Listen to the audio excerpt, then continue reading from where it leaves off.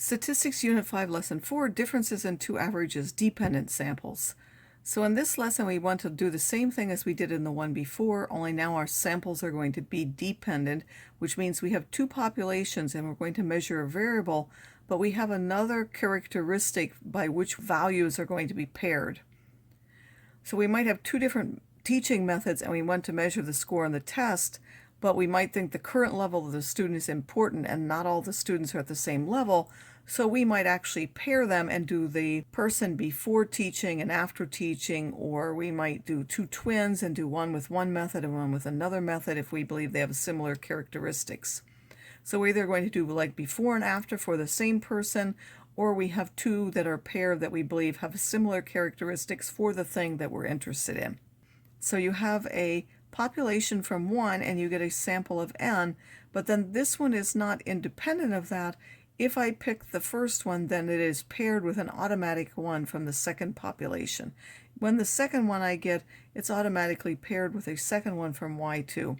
In this case, we're not going to look at the individual sample means. Instead, we're going to look at the mean of the differences between them. We want to know if they're different, so we're going to go ahead and take the differences from the beginning instead of taking the differences in the mean. These differences now are a sample of n differences from a population of all the possible differences that we would have for those two paired populations, which have a mean of mu d, which turns out to be mu1 minus mu2, as if I did them separately, and a variance of sigma squared d, which have point estimates of d bar and s squared d.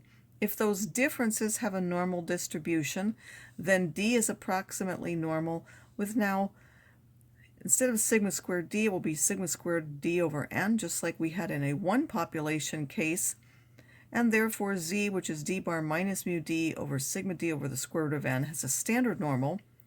If sigma squared d is unknown, which is the normal, and we substitute the standard deviation, then instead we would end up with a t-distribution instead. So now we're going to do the same thing that we had before. We're going to use the one sample t-test and the one sample t-interval, but we're going to put the values of the differences in there instead of the individual values. We can use that for test intervals or for confidence interval. We'll do the same thing. If differences aren't normal, we would have to have a large sample size, and then we would use the z values here. Again, the only real difference is we're going to now treat it as if it's one sample, but instead of being the individual values, it's going to be the sample of differences. So in a study on a certain wheat pest, the number of adults trapped per week in yellow sticky traps was measured at 6 randomly chosen locations at 2 different dates. Test if there is a difference in the average number of adult pests caught at the 2 times at alpha equals 0.05. If there is a significant difference, find a 95% confidence interval for this difference. So the variable is the number of adult pests that have been trapped per week in yellow sticky tapes. First of all, we would enter our data in the columns in L1 and L2. We want to test if there's a difference, so the variable is the number of adult pests trapped per week in yellow sticky tapes. The population are all the locations with paired observations at the 2 different times. We either need to find the differences by hand, or we can go here and actually find the differences and put them in the third column. The third column, we want to take the ones, we have to decide whether we're going to take L1 and subtract L2. And I believe that I took L1, and since I did L1 minus L2, that's what I'll do here. So I would do second L1, so it's going to tell me that L3 is going to be L1 minus, and then I would do second L2, and that will now calculate those differences for me. So you'll see that that gives me those same numbers. And then I can just use this now for my data in the test. I'll just use L3.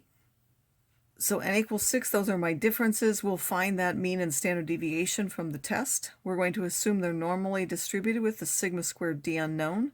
We want to know if there's a difference in them.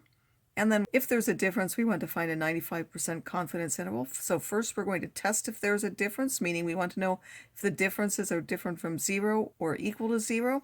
The test statistic is d bar, and there's a minus a 0 there, over sd over the square root of n. When we get the test statistic, we will now go to stat. We go to test. We're going to go to a one sample. This is now a t-test, so we're going to go to a one test t. We're going to input data. We're going to test whether mu0 is 0. This is now an L3, so I would put L3 for that. The frequency is 1. We're testing whether there's a difference in the means, which is this, and then we just want to calculate that.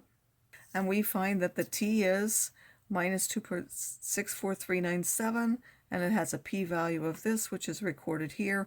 We would reject if t is less than the t with 0.0925 with 5 and bigger than t 0.975 with 5, which we can either read from a table or get from the inverse t.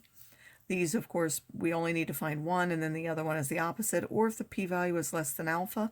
This is just under that value, so we reject H0. So the mean of the differences, we can conclude that that's different from 0. So we can conclude that there was a significant difference in the average number of adult pests trapped in a week in yellow sticky traps at the 2 times, because that's what mu d is. It is the difference between time 1 and time 2. Now, since there was a difference, we could also find a confidence interval for that. We simply go back to t and test. Now we want to find a 1 sample t interval, which is down here on option 8. If we want data, we say yes. It now assumes that we want L3 because that's the last thing that we did. And we were asked to find a 95% confidence interval, so we change that to 0.95, and then we calculate. And now that will give me those values. And we have 95% confidence now that the average number of adult pests, this is for mu of the difference, which is again mu1 minus mu2, so that the average number of adult pests caught at time 1 is from this much less to this much less than the average number caught at time 2.